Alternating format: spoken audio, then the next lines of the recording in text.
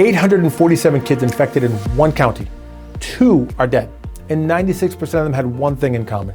I'm Dr. Zaid Fadul, and what I'm about to tell you about the measles outbreak might save your child's life, because a disease that we eliminated 25 years ago, it's back. And it's spreading faster than COVID ever did. Stick with me for the next 10 minutes because I'm going to show you the 5 reasons this is happening, and the last one involves what's happening at the CDC right now that's going to make you angry. By the time you finish watching, you'll understand more about this outbreak than 99% of people, including why your kid's school might be next. All right, let's dive in.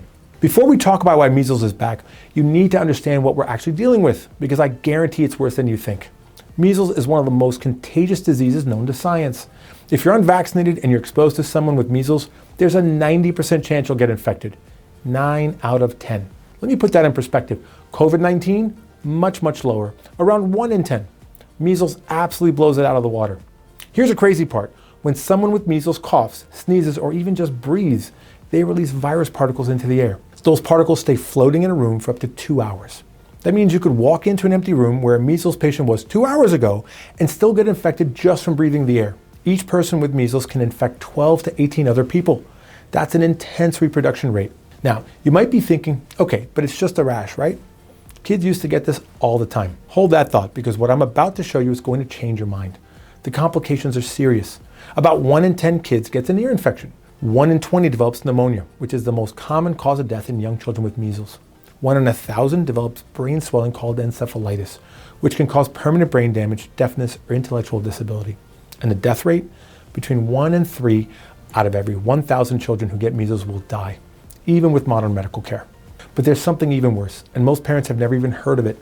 It's called subacute sclerosing panencephalitis, or SSPE. This is a fatal brain disease that can show up 7 to 10 years after a measles infection. The younger your child is when they get measles, the more often this complication occurs later in life. For unvaccinated babies under 15 months who get measles, the risk is about 1 in 600. There's no cure. It's always fatal. Think about that for a second. Most kids don't even get their first measles vaccine until they hit 12 to 15 months old. An outbreak can easily infect them before their first birthday. Your child could be gone before they hit puberty. You could have done everything to support and protect them, and a needless outbreak due to choices by someone else could have signed their death warrant. This isn't a mild childhood illness. Measles kills kids and leaves survivors with permanent damage. So how do we go from eliminating this disease to the largest outbreak in modern history? Let me take you back to the year 2000. The United States officially declared measles eliminated. No continuous spread inside our borders. It was a massive public health victory. But here's a problem. To keep measles eliminated, we need something called herd immunity. For measles, about 95% of people need to be vaccinated. We're not there anymore. Vaccination rates among kindergartners have dropped from 95.2% in 2019 to just 92.5% in 2024. That leaves approximately 286,000 kindergartners at risk this year alone. But Dr. Fadul, isn't 92.5% still pretty good? No, because that's just the national average. Some counties are reporting MMR coverage below 74%. That's nowhere close to the protection we need, and it gets worse. Let me show you what's filling that gap, and why one school in the most recent outbreak had only 17% of students vaccinated. Vaccine exemptions have skyrocketed. Non-medical vaccine exemptions, religious or personal belief exemptions, jumped from 1% in 1991 to over 3% in 2023. In Utah and Idaho, some areas have exemption rates above 20%. In South Carolina's current outbreak, one school called Global Academy reported that 82% of its 605 students had exemptions. Only 17% were vaccinated. At another school, 13% of students had religious exemptions. When unvaccinated people cluster together in the same schools and communities, you create the perfect conditions for an outbreak. But why? Why are so many parents suddenly choosing not to vaccinate? That's where things get really concerning. The reason vaccination rates are falling isn't just one thing. It's a perfect storm, and I'm going to break down all 5 factors for you. Reason number 1, the autism myth that won't die. In 1998, a doctor named Andrew Wakefield published a paper claiming that MMR vaccine caused autism. The study was completely fraudulent. Wakefield was being secretly paid $700,000 by lawyers planning to sue vaccine manufacturers, money he never disclosed to anyone.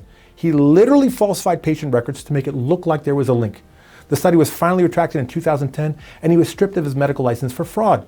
Since then, studies involving hundreds of thousands of children have proven there is absolutely no link between the MMR vaccine and autism, but the damage was done.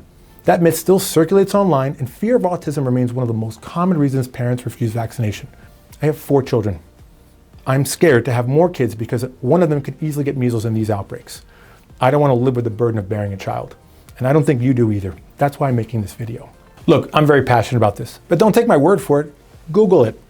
He actually wanted to make his own single-dose vaccine to try and replace the other one that's out there. Seriously. Reason number 2, the COVID-19 pandemic. The pandemic caused the largest sustained drop in childhood vaccinations in 30 years. Clinics closed. Well-child visits were missed. Parents were scared to take their kids to the doctor.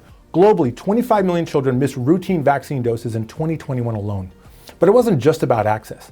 The pandemic deepened distrust in public health. Get this, 20% of Americans now believe vaccines are more dangerous than the diseases they prevent. In 2001, that number was just 6%. Reason number 3, social media misinformation. Algorithms on Facebook and TikTok push people towards more and more extreme anti-vaccine content. I know because I'm on TikTok answering the most ridiculous comments from people, like pineapple juice is a natural vaccine. One major study found that unflagged vaccine skeptical content on Facebook lowered vaccination rates by over 2 percentage points per user. These platforms create echo chambers where misinformation spreads faster than facts. It's much easier to believe the lies than to understand the truth. But this misinformation has real-world consequences.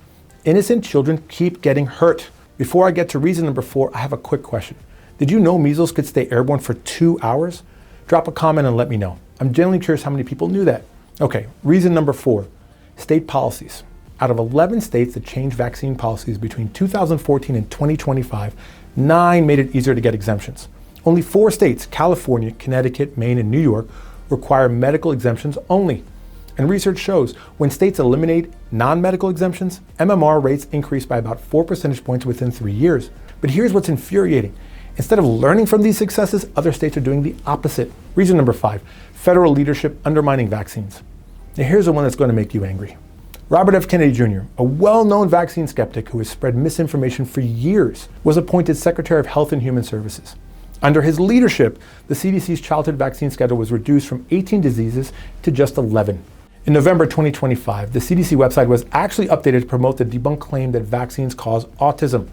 Over 750 HHS employees sent a signed letter calling out this dangerous misinformation.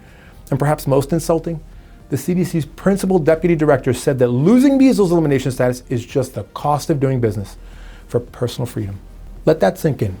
The people responsible for protecting public health are now actively undermining it. I don't believe they're trying to hurt our nation's children, but that's a net effect of all these actions. So where does this leave us? The US is on track to lose its measles elimination status. And once we lose it, it takes 3 years of no continuous transmission to get it back. At current vaccination rates, researchers project over 850,000 measles cases in the next 25 years. Let me translate that into real numbers, because 850,000 cases doesn't mean anything until you understand what that represents. Over 212,000 kids will be hospitalized. 42,500 children will develop pneumonia. 1,000 kids will develop brain swelling, many with permanent brain damage, deafness, or intellectual disability. And between 900 to 2,500 children will die. That's not hypothetical. That's what the medical data tells us will happen if we don't reverse course. We're not talking about a rash. We're talking about hundreds of thousands of sick kids and thousands who will die from a disease we had completely eliminated. In South Carolina's outbreak, it's already spreading. North Carolina has linked cases. 6 unvaccinated kids in Washington got measles after a family from South Carolina brought the virus with them. This is exactly how measles behaves when vaccination coverage falls. It finds the gaps and exploits them. Let me be crystal clear about something. The measles vaccine works. It's 97% effective after 2 doses. It's been protecting children since 1963, and it does not cause autism. The reason measles is coming back isn't because the vaccine stopped working. It's because we stopped using it. We're watching a preventable disease come roaring back because of declining trust, viral misinformation, policy failures, and federal leadership actively undermining vaccine confidence. The consequences aren't theoretical. 2 children died in Texas last year. Hundreds of kids in South Carolina are sick right now. Thousands more at risk. So here's what you need to do right now. 1, if you're a parent, schedule an appointment with your pediatrician this week to check your kid's vaccination status. Don't wait. 2, if you're unsure about vaccine safety, ask your doctor, not Facebook, not TikTok, not your neighbor. 3, share this video. Seriously, the algorithm won't push evidence-based medical information, but you can. Send this to one parent who needs to see it. Hit that like button if this opened your eyes to what's really happening. Subscribe for weekly evidence-based medical breakdowns that cut through the noise. Drop a comment telling me what shocked you most about this outbreak.